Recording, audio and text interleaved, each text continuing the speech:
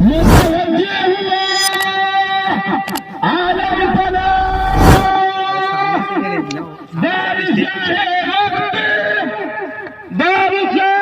وقت عالم فنا بادشاہ وقت دربار میں حاضر ہوا چاہتے ہیں.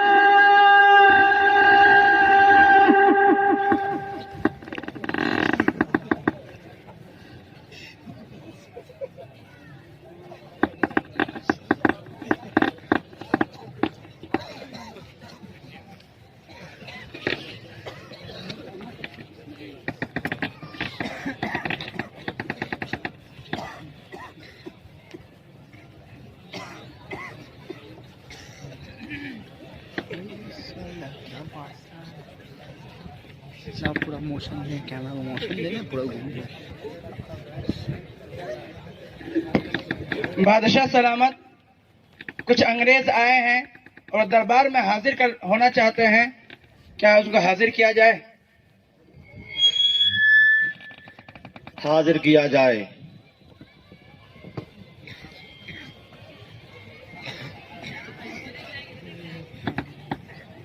ارے انگریز آ رہے ہیں.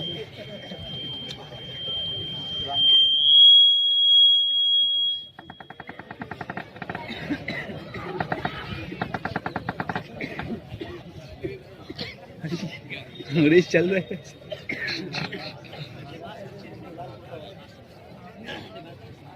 انگریزی کھانا سن دیا.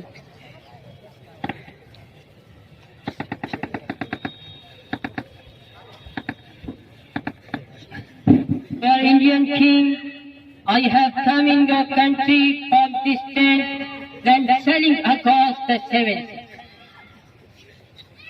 I request to you, please keep it permission for business in your country. I will be obliged before all other things.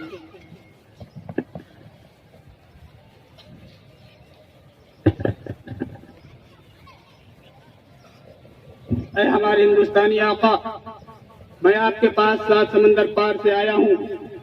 میں آپ کے اس عظیم ملک میں آپ کا غلام بن کر رہنا چاہتا ہوں، اور میرے پاس ایک تجارتی کمپنی کا پلان ہے، اور میں آپ کے اس عظیم ملک میں تجارت کر کے روٹی کمانا چاہتا ہوں.